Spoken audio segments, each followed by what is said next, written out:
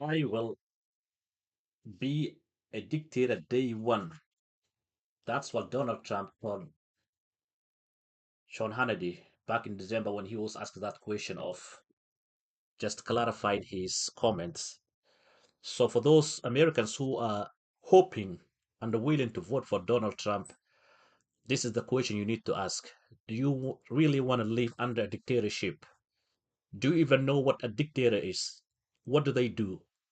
How horrible are they? What kind of actions do they do? So those are the questions I'm going to answer here.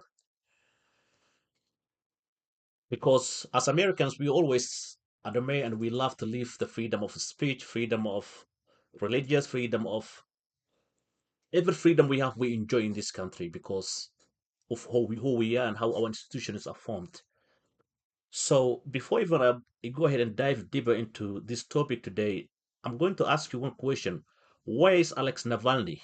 That's the question I have on the screen. For those who are familiar with that name, is he's from Russia.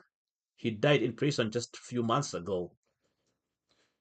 So when a politician such as Donald Trump says, "I'm going to become a dictator for first day," so that's scary. That's really scary if those who are not taken serious. So many people are not believing this but I came to believe because of what I saw in that document 20 Project 2025. These guys, they are on a mission. So if you guys don't stop this election and they go through all of this, Americans will become totally like Russia. People are saying don't compare, but yes, once you elect a dictator, then probably you have no control over the politics, economic, and everything. So when somebody says I'm going to become a dictator, that means they'll often dictators are known to suppress freedom of speech. That's one thing for sure. Or sometimes dissenting voices. Citizens may be expressing their opinion openly. In America, we express our ideas openly. We go out, we do protests, we demonstrate, we do a lot of stuff. But other countries, do they even have that kind of freedom, such as Russia? You're seeing what's happening for those people who try to go out and protest that war, Ukraine war. They're all in prison. Either some of them are died, some of them disappear. So that's how dictators operate. So you have also economic hardship and inequality if you have dictator in your country, because it is known to be dictators are known to be exacerbate economic disparities while a small elite enjoys privilege and wealth. The majority of the population struggle with poverty. It happens every country that a dictator is ruling. Lack of access to education and limited economic opportunities, corruption often thrives unchecked. So corruption, that's the order of the day. You pay, you get whatever you want without any accountability. Lack of access of basic services and opportunities. Also, dictators prioritize maintaining power over the welfare of the citizens. As a result, essential services like healthcare, education, and infrastructure suffers. Nobody cares about the roads. Nobody cares about the healthcare system. Nobody cares about the everyday essential life. So again, even if you see something is happening, something's bad, you cannot say anything. You have to suppress your voice. You must be quiet, say nothing. Otherwise, you disappear, or you end up in prison, or you end up in dying. The other thing also known for dictators is that surveillance.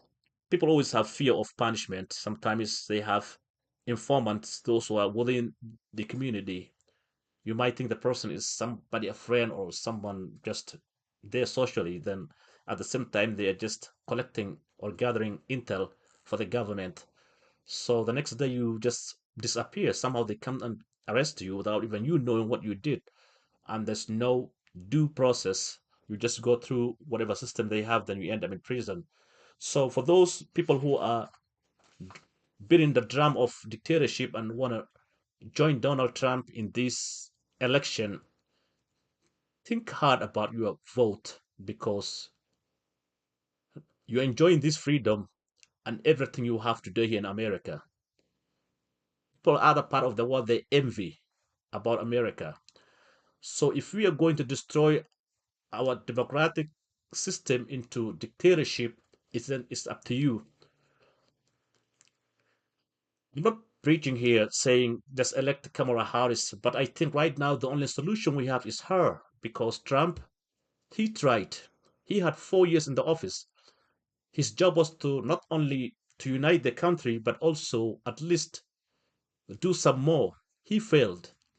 He failed because we had a lot of scandals, a lot of controversies throughout his 4 years in the role. I mean, when he was the president of the country.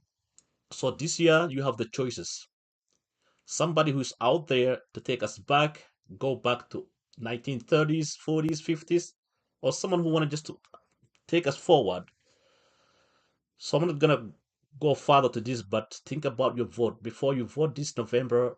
Just what's at stake? That's the question you're going to ask, and please vote vote consciously. That way you know what you're voting, so tomorrow you don't have to blame anyone. And remember, dictators, they're brutal. They are not a friend either family. So be careful.